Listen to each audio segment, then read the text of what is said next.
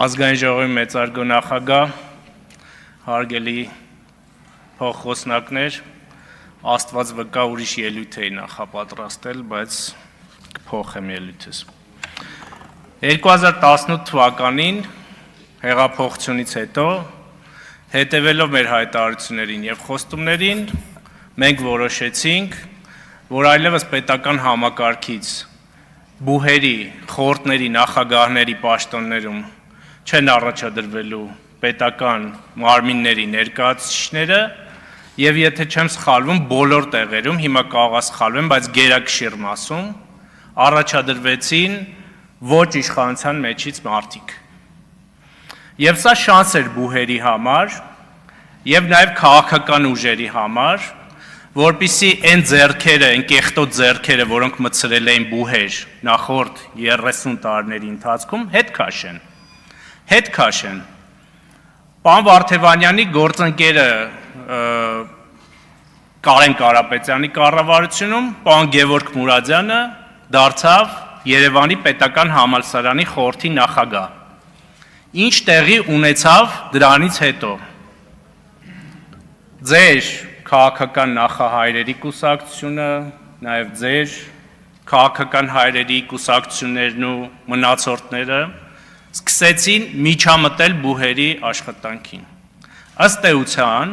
էության տեղի էր ունենում բուհերի զավթում։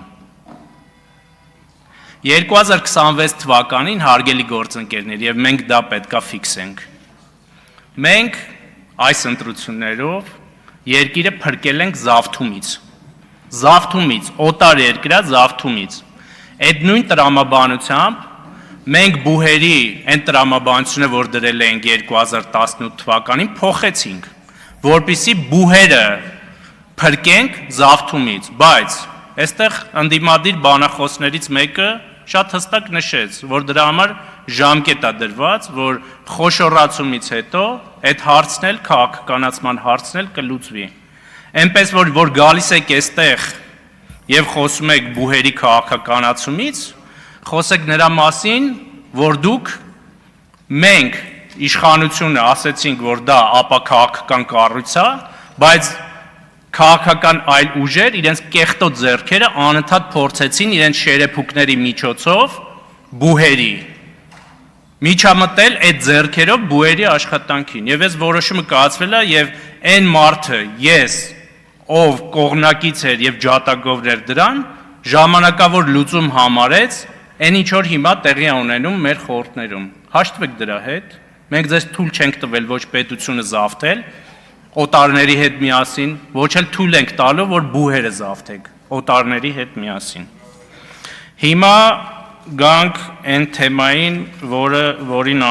ու ասեմ ես ձեզ, ինչ են իրանք կրթությանը խփում։ Սա շատ հստակ է։ Իրանք քայքայել են կրթությունը 30 տարի շարունակ։ 30 տարի շարունակ քայքայել են կրթությունը։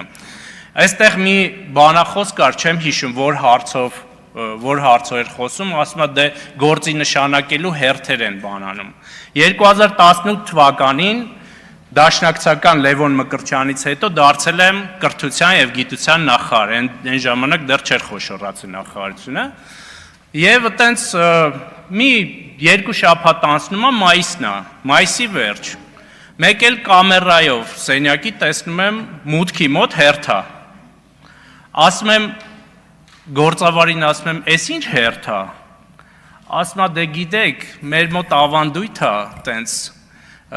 տնօրենների մրցույթներ է հիմա։ Տնօրենները մի հատ գալիս են, այս կաբինետով անցնում են»։ Էս է եղել ձեր համակարգը։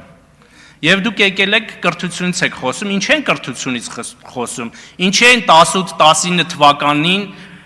բարեփոխումների ժամանակ դաշնակցականները պարում նախարարի պատուհանների տակ, ինչի, որ խափանեին այդ բարեփոխումները, ինչու, որովհետև իրենց պետք է անգրագետ մասա, որին կարող են կաշառքով գնել, ցավոք սրտի մեր բնակչության մի մասը շարունակում է այդ գրագիտության խնդիրը ունենալ եւ կաշառվել, բայց եւս 5 տարի, այն ձեր ղեկավարը ոնց որ ասում էր, քոքից կմաշենք, քոքից մաշվեցին իրենք եւ մաշվելու են մինչեւ վերջ։ Հիմա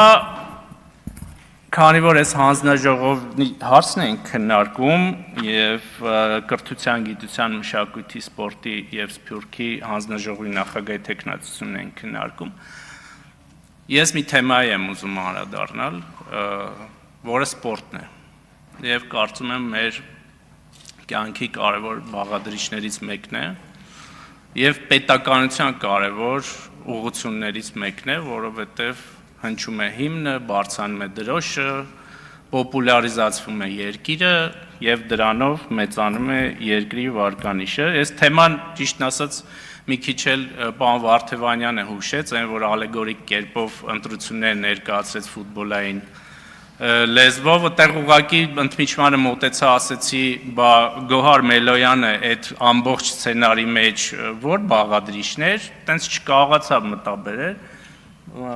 ասեց դե ինքը բողոք չի ներկայացրել, հա ես էլ ասացի ուրեմն այդ բանն է։ Տրիբունաներում գտնվող բանն է, խմբերն են, որ գոռում են սուդյա ու վերջ։ Դա հետևանք չունենում, ընդամենը բանը գալիս գոռում են, էմոցիան թողում են եւ գնում են տուն։ Ինչ է սպորտը եւ ոնց է կառավարվում, հարգելի գործընկերներ, քանի որ մեծ մասը ելույթից նվիրեցի մինչեւ հիմա այստեղ ելույթ ունեցողներին, 3 հիմնական սյուների վրա է սպորտը։ Կառավարություն, որը վերջին տարիներին բյուջեն սպորտի ավելացրել է 3.3 միլիարդից 16.2 միլիարդ։ Ավելացել է 386%-ով։ Կապիտալ ծախսերը սպորտի, ստեղ այս թվին խնդրում եմ ուշադրություն դարձրեք, 17 թվականին պարոն Վարդևանյանի կառավարության ժամանակ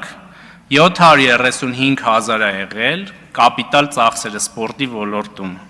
Հիմա 4.9 միլիարդ է, որը 667,465%-ով ավել է։ 6000 անգամ ավել է։ Սա կառավարությունն է, որը գիտեք վերջին տարիներին շուրջ 100 օբյեկտ է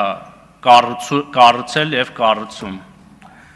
Այս օբյեկտները կառուցելիս կարևորում է իր սպորտսմեններին, որոնք կենթանի են, ոչ թե ասում են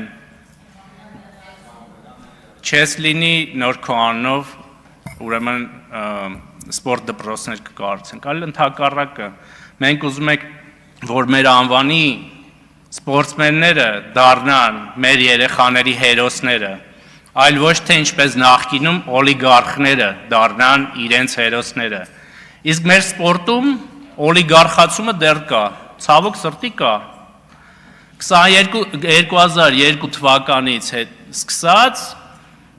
Հայաստանի ազգային օլիմպիական կոմիտեն օլիգարխիկ վիճակում է։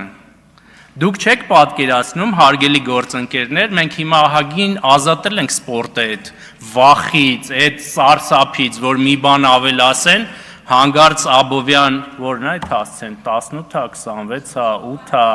հա, հանգարց չգան ընդեղ մի հատ ասեն, այս ինչ է տեղի ունենում, այս ինչ ես դու խոսում։ ՀԱՕԿ-ը ես կարծում եմ այնպես ինչպես բուհերը, այնպես ինչպես պետությունը